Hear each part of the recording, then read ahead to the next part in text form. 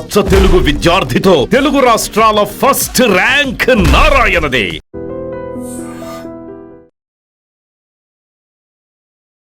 నమస్కారం, welcome to I dream. ధర్మ మార్గం విత్ విజిత కార్యక్రమానికి స్వాగతం.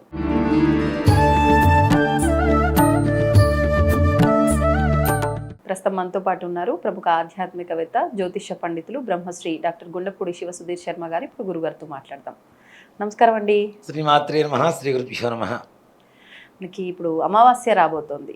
ముఖ్యంగా అమావాస్య అనగానే చాలా వరకు ఒక రకమైన నెగిటివ్ ఆలోచనలు. అసలు నిజంగా అమావాస్యని ఉపయోగించుకోవడానికి కూడా, అంటే ఒక మంచి పనికి కూడా మనం ఉపయోగించుకునే విధంగా అమావాస్యను మనం ఉపయోగించుకోవచ్చు అని అంటూ ఉంటారు. అంటే పితృదేవతలకు సంబంధించి కానీ, లక్ష్మీ అమ్మవారి ఆరాధనకు సంబంధించి కానీ, ఈ అమావాస్య ఉన్న అంటే పైన ఉన్న నెగిటివిటీని తీసేసి మనం ఏ రకంగా ఉపయోగించుకోవచ్చు, విశేషంగా ఈసారి రాబోతున్న ఈ అమావాస్యకి ఏదైనా ప్రత్యేకత ఉందా, దాని గురించి వివరించండి. తప్పనిసరిగానన్నా, ఈ అమావాస్య చాలా విశేషమైనటువంటి అమావాస్య. మనకి సంవత్సరానికి 365 రోజులు వస్తాయి. అవును. తెలుగు తిథుల ప్రకారం 29.5 రోజులు మాత్రమే వస్తాయి నెలలో. మనకి హెచ్చు తగ్గులు, పండగలు కూడా కన్ఫ్యూజ్ అవుతుంటారు చూడండి. ఆ రోజా, ఈ రోజా, ఈ తిథి ఈ రోజా వచ్చిందా, ఆ రోజు వచ్చిందా అని. ఈ హెచ్చు తగ్గుల తిథుల ప్రకారం 29.5 రోజులు మాత్రమే వస్తాయి. మనకి ఈ రోజులు ఏవైతే ఉన్నాయో 3 సంవత్సరాలకు కలిపి ఒక మాసంగా తయారవుతుంది. దాన్నే 3 సంవత్సరాలకు ఒకసారి వచ్చేటువంటి అధిక మాసంగా చెప్పుకుంటూ ఉంటాం. అధిక మాసం అంటే చాలా మంది ఏమనుకుంటారంటే, అధిక మాసం వచ్చింది, శుభకార్యాలు చేసుకోవడానికి లేదు, అనవసరంగా మనం ఇది అవుతుంది, లేట్ అవుతుంది, జ్యేష్ఠ మాసం తొందరగా వస్తే పెళ్లి చేసుకోవచ్చు కదా, లేదంటే శ్రవణ మాసం తొందరగా వస్తే పెళ్లిళ్ళు చేయొచ్చు కదా, ఈ ఆలోచనతో ఉంటారు. కానీ భగవంతుడు సృష్టిలో ప్రతి ఒక్కటి ఒక వరమే నాన్న. మంచి అయినా చెడు అయినా, చెడులో కూడా చెడు వెనక ఏదో రహస్యం ఉంటుంది తప్పనిసరిగా. దాన్ని మనం ఉపయోగించుకోవడంలో మాత్రమే మనకు తెలిసి ఉంటే ఏదైనా మంచి, అంతే. చెడును కూడా మంచి మార్గంలో చూడొచ్చు. ఆ జ్ఞానం లేకపోవడం వల్లే నానా రకాల ఆలోచనలు పడుతూ ఉంటారు. అధిక మాసం అనేటువంటిది ఒక వరం లాంటిది. 3 సంవత్సరాలకు ఒకసారి పరమేశ్వరుడు మనకి ఇచ్చేటువంటి ఒక వరం లాంటిది, గొప్ప వరం లాంటిది. ఆ వరం ఇచ్చినప్పుడు మనం తీసుకుంటాం కదా, నాకు వద్దని చెప్పి పక్కన పెట్టాం కదా. వరాన్ని తీసుకొని మనం సద్వినియోగపరచుకుంటే ఇంకాస్త మంచిగా మన జీవితంలో మంచి వెలుగులు నిండుతాయని చెప్పడంలో ఏమాత్రం కూడా సంశయం లేదు. ఈసారి వచ్చింది అధిక జ్యేష్ఠ మాసం. అందులోనూ ఈ అధిక జ్యేష్ఠ మాసంలోనే గురు భగవానుడు కర్కాటక రాశిలోకి ప్రవేశించాడు మొన్న 2వ తారీఖు. అవునా? దాంతోపాటు యమునా నది పుష్కరాలు జరుగుతున్నాయి. ఈ పుష్కరాలు ఈ నెల 13వ తారీఖు వరకు ఉంటాయి దాదాపుగా. ఈ 13 తర్వాత 13వ తారీఖు నుంచి చూసుకుంటే 14, 15 2 రోజులు అమావాస్య ఉంది. అది కూడా 14 మధ్యాహ్నం నుంచి ఉంది, 15 ఉదయం వరకు. ఇక్కడ చాలా మందికి ఒక చిన్న సంశయం ఏంటంటే, ఒక్క తద్దినాలు పెట్టేందుకు తప్పితే మధ్యాహ్న సమయంలో మనం చూడాల్సిన తిథి ప్రాతకాలం సూర్యోదయంతో ఏ తిథి వస్తుందో ఆ రోజంతా అదే తిథి లెక్క. ఒక తద్దినాలు పెట్టే సమయంలో మాత్రం అపరాహ్న సమయం, మిట్ట మధ్యాహ్నం పెడతాం మనం. కాబట్టి మిట్ట మధ్యాహ్న సమయంలో ఆ తిథి ఉందా లేదా, చనిపోయిన వాళ్ళ తిథి ఉందా లేదా అని చూసుకుంటాం. మిగిలినవన్నీ కూడాను ప్రొద్దున్నే సూర్యకిరణాలు ఏ తిథి అయితే ప్రారంభం అవుతుందో ఆ తిథి ఆ రోజు కింద మొత్తం కూడా లెక్క. అంటే ఈ లెక్కన 15వ తారీఖు అమావాస్య, 15వ తారీఖున అమావాస్య అవుతుంది. ఈ 15వ తారీఖు అమావాస్య అధిక జ్యేష్ఠ మాసం. ఈసారి సోమావతి అమావాస్య, సోమవారం అమావాస్య కలిసి రావటం, అందులోను మనకి అధిక జ్యేష్ఠ మాసంలో రావటం, గురుడు పరమ ఉచ్చ స్థానమైనటువంటి కర్కాటక రాశిలో ఉండటం, ఇవన్నీ గొప్ప కాంబినేషన్స్ గా చెప్పుకోవచ్చు. మంచి రోజుగా ఇలాంటి రోజున అసలు మనకి సోమావతి అమావాస్య అంటేనే, సోముడు అంటే చంద్రుడు, అమావాస్య అంటే రవి సూర్యుడు, వాళ్ళిద్దరు కలిసి ఉంటే, అంటే వాళ్ళిద్దరి అనుగ్రహం ఒకటేసారి కలగడం అనేది సాధ్యం కాదు, అవకాశం ఉండదు. చూడండి, పొద్దునే సూర్యుడు ఉంటాడు డే అంతా, నైట్కి చంద్రుడు వస్తాడు. వాళ్ళిద్దరు కలిసినటువంటి కాంబినేషన్ ఎక్కడైనా కలుగుతుందా మనకి? ఒకరు పోతేనే ఒకరు వస్తారు, అంతే కదా. ఒకరు పోతేనే ఇంకొకళ్ళు వస్తారు గ్యారంటీ. ఇలాంటి రోజున 2 కలిసి వచ్చినటువంటి రోజునే మనకి సోమావతి అమావాస్య. మీరన్నట్టుగా అమావాస్యని మంచి తిథిగా వాడుకోవచ్చు. అంటే నిజంగా నార్త్ ఇండియన్స్ అంతా కూడా అమావాస్యని చాలా మంచి రోజుగా పడతారు. లక్ష్మీదేవిని పూజ చేస్తారు. మనమేమో గుడ్ల గుబ ఇంట్లోకి వచ్చినా, గద్దల ఇంట్లోకి వచ్చినా ఇల్లు పాడు పెడతాం. గుడ్ల గుబ లేని లక్ష్మీదేవి పటం అంటూ ఉండదు వాళ్ళ దగ్గర. నార్త్ ఇండియన్స్ లో మీరు చూడండి, తప్పనిసరిగా గుడ్ల గూబ లక్ష్మీదేవి వాహనం. ఎందుకు నమ్ముతారు? దాంట్లో కూడా తంత్ర పరిహారం అనేటువంటి ఇవి కూడా ఉన్నాయి నాన్న, తంత్రానికి సంబంధించినటువంటివి. గుడ్లగూబ అత్యంత సంపూర్ణ వశీకరణ కలుగజేసేటువంటి ఒక శక్తి కలిగినటువంటి జంతువు, ఒక పక్షి. పక్షి పక్షి సంపూర్ణమైనటువంటి వశీకరణం. ఓకే. గుడ్లగూబ రక్తంతో, గుడ్లగూబ మలంతో కొన్ని రకాల వశీకరణ మందులు, తిలకాలు కూడా తయారు చేస్తుంటారు చాలా మంది. అబ్బో. వాటితో తయారు చేసి భార్యాభర్తల మధ్య ఏదైనా గొడవ వచ్చింది, ఇద్దరిని బొట్టు పెట్టుకోమని చూస్తే పరస్పరమైనటువంటి అవగాహన వచ్చేస్తుంది, గొడవలు ఉండవు, కలిసిపోతారు. అంటే మంచిగా ఉపయోగించుకోవచ్చు ఈ వశీకరణ దీని ద్వారా. మనం ఏం చేస్తాం, గుడ్లగూబ ఇంట్లోకి వస్తే ఇల్లు పాడు పెట్టేస్తాం. అంతే అంతే. అంటే మనకి మంచిది అనిపించింది ఎదుటి వాళ్ళకి చెడ్డది కావచ్చు, ఎదుటి వాళ్ళకి మంచిది అనిపించింది మనకి చెడ్డది కావచ్చు. అంతే. మనకి చాంద్రమానం కాబట్టి చంద్రుని ప్రధానంగా తీసుకుంటాం, వాళ్ళది సౌరమానం కాబట్టి సూర్యుడిని ప్రధానంగా తీసుకుంటారు. వాళ్ళ కాలమానం ప్రకారం వాళ్ళది కరెక్ట్, మన కాలమానం ప్రకారం మనది కరెక్ట్. ఇక్కడ అమావాస్య ఎందుకు చెడ్డది చెడ్డది అని ఎందుకు భయపడుతుంటారంటే, చీకటి అంటే చెడు, అంతే కదా. చీకటిగా ఉన్నప్పుడు మనం అడుగు కూడా వేయం తొందరగా. అందుకని చూడండి, చీకటిగా ఉన్నప్పుడు అన్నం కూడా తినకూడదు అంటారు. కరెంటు పోయినా కూడా కొంతమంది తినేస్తూ ఉంటారు, అస్సలు పొరపాటున తినకూడదు. మనకు తెలియనటువంటి సూక్ష్మ క్రిములు దాంట్లో ఏమైనా పడవచ్చు. ఆరోగ్య సమస్యలైనా శాస్త్ర ప్రకారంగా ఇంకేమైనా సైన్సేనా, సైన్సే. ఇలాంటి సైన్స్ మన వాళ్ళు ఎప్పుడో కనుక్కుంటారు, కనుక్కొని చెప్పారు చీకటిలో తినొద్దురా అని చెప్తూ ఉంటారు. కాబట్టి చీకటి అనేటువంటిది ఒక భయానకమైనటువంటి ఆందోళన కలిగజేసేటువంటి పరిస్థితి. అమావాస్య అంటే నిండు అమావాస్య రోజున ఏ రకమైనటువంటి కాంతి ఉండదు మనకి, చంద్రుడు బలం తగ్గిపోతుంది, సంపూర్ణంగా అమావాస్య చీకటి మొత్తం ఆవరించుకొని ఉంటుంది. ఈ చీకట్లో ఏ పని చేయాలన్నా ఒక డౌట్తో చేస్తుంటారు మన వాళ్ళు. చీకటి అనేది ఉంటేనే వెలుగు విలువ ఎక్కువ అని చెప్తాను. చీకటి లేకపోతే వెలుగు విలువ ఎక్కడ ఉంటుంది? అవునా? పౌర్ణమి అని మనం గట్టిగా చెప్పుకుంటున్నాం అంటే అమావాస్య ఉంది కాబట్టి చెప్పుకుంటున్నాం, లేకపోతే పౌర్ణమికి విలువ ఎక్కడ ఉంటుంది? ఎప్పుడు అదే వెలుతురుంటే ఇంకా కష్టమే కదా. ఎప్పుడు సూర్యుడున్నా కష్టమే, ఎప్పుడు చంద్రుడున్నా కష్టమే. మన అదృష్టం ఇంకా ఏంటంటే కొన్ని దేశాల్లో మనం, మన భారతదేశంలోనన్నా ఎండాకాలానికి ఎండలు, వానాకాలానికి వానలు, శీతాకాలానికి చలి, చక్కగా కాలానుగుణ్యంగా మనకు వాతావరణం మారుతుంది. కొన్ని దేశాల్లో వాతావరణం అనేటువంటిది అనిశ్చితి, అసలు ఎలా ఉంటుందో చెప్పలేనటువంటి పరిస్థితిలో ఉంటారు. మంచు పడితే విపరీతమైన మంచు, వర్షం అంటూ వస్తే తుఫానే, ఎండ వచ్చిందా పొరపాటు. ఇప్పుడు అంత చలికి వాతావరణానికి అలవాటు పడ్డ వాళ్ళు బయటకు కూడా రాలేరు కదా. ఇప్పుడు ఇతర దేశస్తులు చూడండి, స్కిన్ మొత్తం డాట్స్ ఉంటాయి, మొత్తం రెడ్ డాట్స్ ఉంటాయి, మనకుండవు. మన భారతదేశం నిజంగా అదృష్టం అంటూ ఉంది అంటే మనిషిగా పుట్టడం, హిందువుగా పుట్టడం, భారతదేశంలో పుట్టడం, ఇంత మించిన అదృష్టం ఇంకోట్లేదని చెప్తాం ప్రపంచంలో. అవునా? అన్ని వాతావరణాలు చూస్తాం. అలాంటి వాటికి మనకి సూర్యుడు లేకపోతే రోజు లేదు, ప్రాణకోటి అసలు లేదు, ఆయన వెలుతురు లేకపోతే. అలాగే చంద్రుడు లేకపోతే మానసికమైనటువంటి ప్రశాంతత లేదు. సూర్యుడేమో ఆత్మకారకుడు, చంద్రుడేమో మనఃకారకుడు. వీళ్ళిద్దరు కలిసి వచ్చినటువంటి రోజునే మనకి సోమావతి అమావాస్య, అధిక జ్యేష్ఠ మాసం, గురుడు పరమ ఉచ్చి స్థితిలో ఉన్నటువంటి కర్కాటక రాశిలో ఉండటం, ఇది చాలా గొప్ప విశేషమైనటువంటిది. నేను ప్రతి ఒక్కరికి ఒకటే చెప్తాను, మనం కొడుకై పుట్టినందుకు తల్లిదండ్రులు రుణం తీర్చుకోవాలి. బ్రతికున్నప్పుడు అన్నం పెట్టాలి, ప్రేమగా చూడాలి, వాళ్ళ అవసరాలు తీర్చాలి. నిజంగా నాన్న, తల్లిదండ్రులు బ్రతికున్నప్పుడు వాళ్ళని ప్రేమగా చూస్తూ, వాళ్ళ అవసరాలు తీరుస్తూ, వాళ్ళకి పరిపూర్ణంగా అంటే కడుపు నిండా అన్నం పెట్టగలిగితే వేరే దేవుడికి దండం కూడా పెట్టొద్దని చెప్తాను. దండం కూడా పెట్టాల్సిన అవసరం లేదు. తల్లిదండ్రులు ప్రేమగా చూసినప్పుడు మాతృదేవో భవ పితృదేవో భవ అని చెప్తున్నాం. ప్రత్యక్ష దైవాలు మనకు సూర్య చంద్రులు ఎట్లానో తల్లిదండ్రులు ఎట్లా. అవునా? ఈ తల్లిదండ్రులని ప్రశాంతంగా చూసినప్పుడు వేరే దేవుడు కూడా అక్కర్లేదు. దీనికి ఒక్కటే మార్గం చెప్తాను నేను మీకు, ఒక ఎగ్జాంపుల్ చెప్తాను. మనకి మహారాష్ట్రలో పాండురంగ విఠల అని చెప్పి ఒక దేవుడు ఉంటాడు, కృష్ణుడు, శ్రీకృష్ణ పరమాత్మ. మనకి పండరీపురం మహారాష్ట్రలో, అక్కడ పాండురంగ విఠల స్వామి వారి దేవాలయం ఉంటుంది.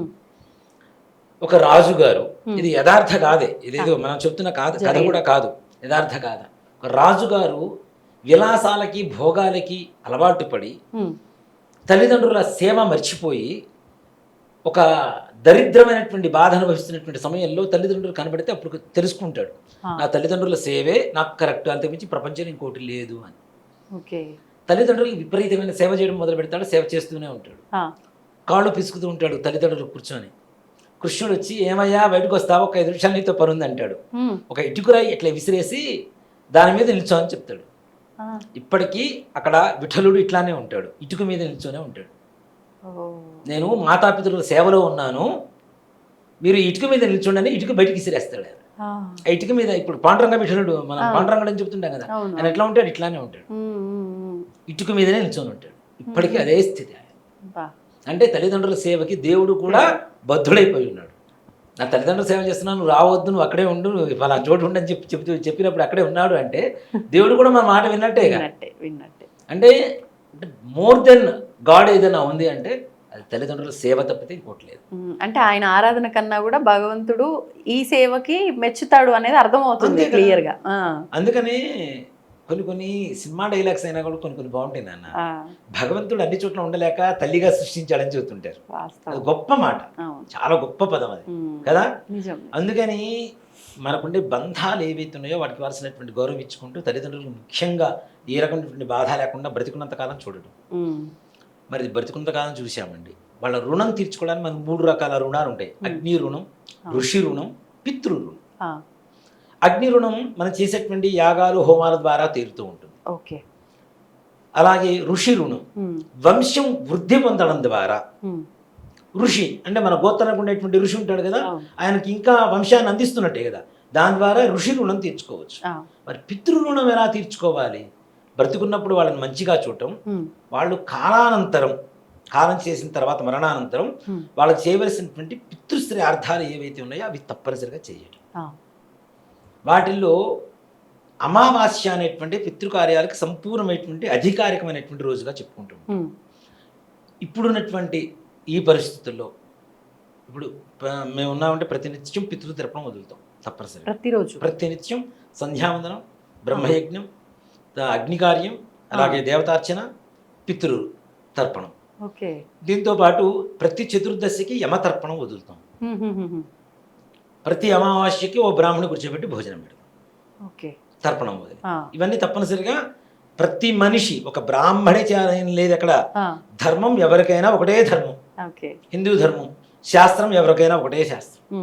దాన్ని కాలానుగుణంగా మార్చుకుంటూ వచ్చారు. అందులో నాకు దీంట్లో నచ్చని పదాలు ఏంటంటే కొన్ని చోట్ల మాకు అలవాటు లేదు.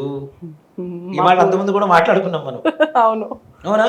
పెద్ద దౌర్భాగ్యమైన మాట. అలవాటు మనం చేసుకుంటే వస్తుంది. కొత్త బ్రాండ్లే వేసుకోమని ఎవరు పుట్టినప్పుడు ఏమైనా అలవాటు చేశారు? ఎవరన్నా మంచి బ్రాండ్ బట్టలు వేసుకోమని, బ్రాండ్ షూజే వాడడం అని ఎవరైనా చెప్పారా? లేదుగా. మనం ఇట్లా ఉండాలి అని చెప్పి మనం ఆలోచించుకొని మనం మార్చుకుంటూ లైఫ్ స్టైల్ మార్చుకుంటే మనకు నచ్చినవి మనకు అలవాటు అవసరం లేదు, మనం చేసేసుకుంటాం. ఇక్కడ నాన్న అదే చెప్తాను, మనకు అవసరమైనప్పుడు ఒక షర్ట్ 10,000 రూపాయలు పెట్టి కూడా కొంటాం. సంవత్సరంలో ఒక్కసారి తల్లిదండ్రులు పెట్టి తద్దినం మాత్రం స్వయం పాకంతో సరిపుచ్చుతాం. అది కూడా మళ్ళీ లిమిటెడ్. అది ఒక పూట ఒక బ్రాహ్మణ తింటారు కూడా రాదు. అవును. అంటే ఏదో శాస్త్రానికి ఇవ్వాలని ఇంత అన్ని పెడతారే తప్ప నిజంగా వాళ్ళకి ఒక పూటకి ఇవి సరిపోతాయని ఆలోచన చేయరు. వాక్యాలు కూడా 2 ఉంటాయి నాన్న. భోజన ప్రియ బ్రాహ్మణ, బహుజన ప్రియ బ్రాహ్మణ. జనప్రియుడు, భోజన ప్రియుడు బ్రాహ్మణుడు. భోజనం సంతుష్టిగా తింటాడు. నిజంగా చెప్తున్నాం, మా ఇళ్లలో తద్దినం జరిగినప్పుడు 3 బ్రాహ్మణులు కూర్చోబెడతాం మేము. ఒకళ్ళు విశ్వ దేవస్థానం, ఒకళ్ళు పితృస్థానం, ఒకళ్ళు దేవస్థానం, 3 విష్ణు స్థానం. ఈ 3 స్థానాలు 3 బ్రాహ్మణులు కూర్చోబెట్టి తద్దినం పెడతాం. వాళ్ళకి భోజనం పెడతాం. వాళ్ళు ఎంత కడుపు నిండా తింటే మా పితృదేవతలు అంత తరించినట్టుగా మేము ఆనందిస్తాం. కడుపు నిండా. అది ఎలాగా? పప్పు, పచ్చడి, కూర ఇట్లా కాదు. 3 పచ్చళ్ళు, 3 కూరలు, 3 స్వీట్స్, 3 హాట్స్, 12 రకాలు ఉండాలి. మళ్ళీ చారు ఉండాలి, మజ్జిగ ఉండాలి, ఎండాకాలం వస్తే జురుకోవడానికి మామిడి పండు ఉండాలి. ఇంత కడుపు నిండా వాళ్ళు ఎంత కడుపు నిండా తింటే మా పితృదేవతలు అంత తరించారని సంతోషం. ఇక్కడ వీళ్ళు తృప్తి చెందాలి భోజనంతో. వీళ్ళకి తేన్పు రావాలి. లాస్ట్ లో మంత్రంలో కూడా తృప్తాస్తా ఆ భోజనం చేసిన ఆయన తృప్తాస్మహ, నేను తృప్తి పడ్డానని చెప్తాడు ఆయన. కాబట్టి బ్రాహ్మణికి ఇచ్చే స్వయం పాకంలో కూడా మరి ఒక పూట వాడికి కూడా సరిపోనంతగా ఇస్తే ఏం చేసుకుంటాం? అవునా? ఇన్ని బియ్యం, 2 చామదుంపలు, ఇంత తోటకూర కట్టలు 2, ఇంత కందిపప్పు, ఇంత పెసరపప్పు, ఇంకంతే సార్ బ్రాహ్మడికి అయిపోయింది. ఇంత చింతపండు, ఆ తర్వాత కొద్దిగా ఉప్పు మాత్రం ఇస్తారు, ఎక్కువ తక్కువ ఉంటుంది కదా. ఈ మాత్రం ఇచ్చేసి వండుకోండి. ఏం వండుకుంటాడు వాడు? అవునా? సో కాబట్టి ఇచ్చేది కూడా బ్రాహ్మణుడికి ఇచ్చేది, బ్రాహ్మడికే కాదు ఎవరికి దానం చేసినా కడుపు నిండా భోజనం పెట్టాను. అంత మించిన ప్రపంచంలో అన్నదానానికి మించినటువంటి దానం ప్రపంచంలో ఇంకొకటి లేదు. ఎన్ని ఇచ్చినా ఇంకా అన్ని ఏదోటి కావాలని కోరుకుంటాం. అది బంగారమైనా, వెండైనా, డబ్బైనా. అమ్మా చాలా నాయనా అని చెప్పేది ఒక భోజనానికి. ఇక దేనికి చెప్పలేం కదా, కడుపు నిండి చాలు చాలు అని పెడుతున్నా సరే బాబు వద్దురా బాబు అని చెప్పి మొత్తుకునేది ఎక్కడ అంటే, చాలు అనే పదం వచ్చేది ఎక్కడ అంటే సంతృప్తి పరమైనటువంటి పదం ఒక భోజనంలో. ఇప్పుడు ఈ పూట ఎంత పుష్టిగా తింటున్నా, మళ్ళీ పూటకి నాకు లేదు తినాలి అనుకున్నా తినలేడు, ఇంకా అక్కడ తృప్తి చెందాలి. ఎంతవరకు అంతవరకే కదా కదా. కాబట్టి స్వయంపాకంతో సరి చేస్తున్నారు. ఇవన్నీ కాకుండా నిజంగా స్వయంపాకం ఇచ్చినా ఇవ్వకపోయినా నాన్న, మనకి చక్కగా మీడియా బాగా డెవలప్ అయింది, అందరికి అందుబాటులో వచ్చింది. పితృతర్పణం వదలటం ఎలా అనేది యూట్యూబ్లో కొడితే చక్కగా వీడియోలు ఉన్నాయి. అవి దగ్గర పెట్టుకొని వాళ్ళు చెప్తున్నటువంటి విధంగా దానికి కావాల్సిన వస్తువులు ముందుగానే చెప్తారు. ఏ పెద్ద కష్టపడే వస్తువులు కూడా ఏముంటాయి నాన్న,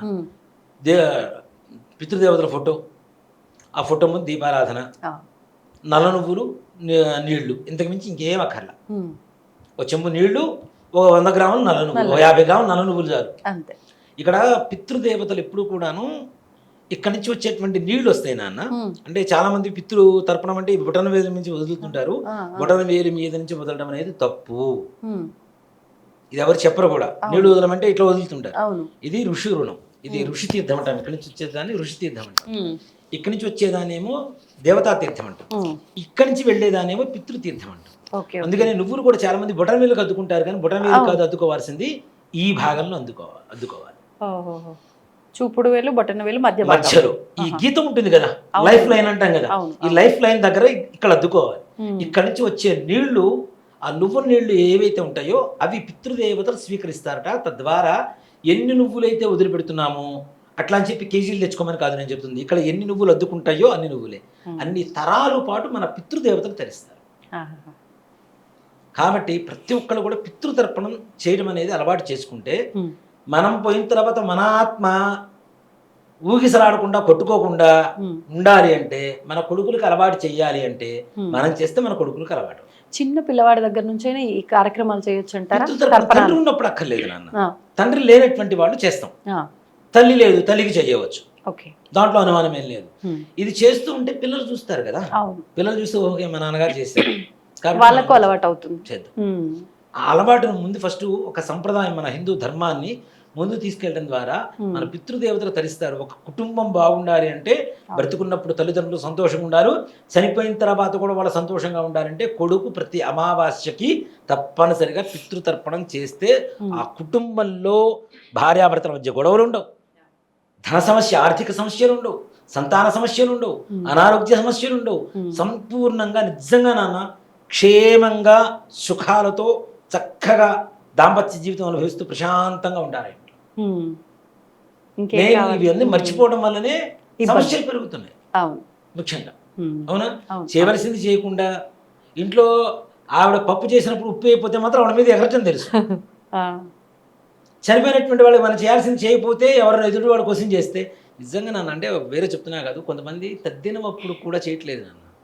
అమావాస్య తర్పణ తీసి పక్కన పెడదాం, అవును అవును, తద్దినం సమయంలో కూడా తద్దినం పెట్టడల్లా, దానికి కూడా ఒక బ్రాహ్మణికి ఏదో స్వయంపాకం ఇచ్చి కాళ్ళు కట్టుకుంటున్నారు. అసలు కొంతమంది అది కూడా చేయటం లేదు. అవునా?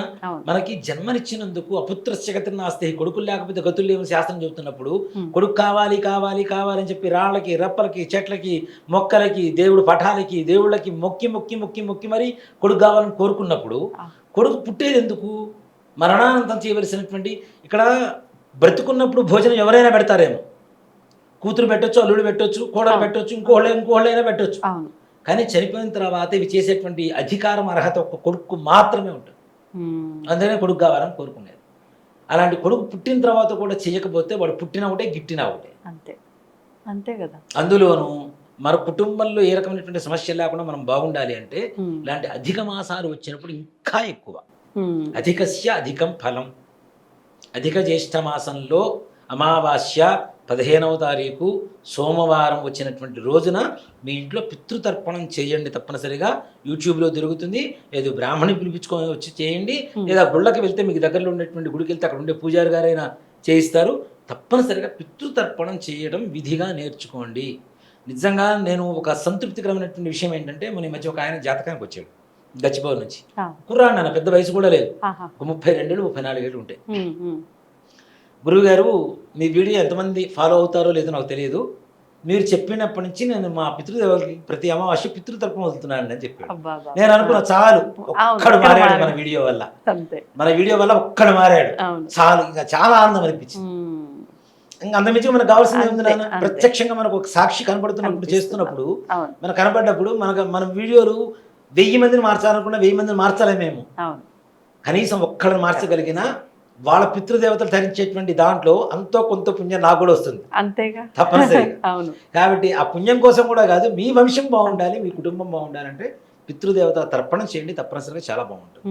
ఇప్పుడు ఈ తర్పణాల కార్యక్రమాలు చేసే రోజున ముందు ఇంట్లో నిత్య దీపారాధన చేయకూడదు, ఇది అయిపోయిన తర్వాత చేసుకోవాలి అని నేను విన్నాను. అలాంటిది ఏం లేవు. మేమేం చేస్తామో తెలుసా, నిత్య దీపారాధన పొద్దున అయిపోతుంది, చేసేయాలి, చేసేస్తాం. నైవేద్యం ఒక్కటి ఆపేస్తాం, నైవేద్యం దగ్గర ఆపేస్తాం. అలా ఆపాలి. అవసరం నైవేద్యం ఏదో పండు ఏదైనా నైవేద్యం పెట్టేసి ఆపేసి ఇంట్లో ఏదైనా మహానైవేద్యం మనం వండుకున్న కూడా మహానైవేద్యం పెట్టి అలవాటు ఉన్న వాళ్ళు ఏం చేస్తాం, మా ఇంట్లో మా నాన్నగారు ఆబ్దికం ఉంది, పొద్దున్నే దేవతార్చన ఉంది, మా ఇంట్లో దేవతార్చన అభిషేకం చేయవలసిందే, అది చేసి మహానైవేద్యం దగ్గర ఆపేస్తాం.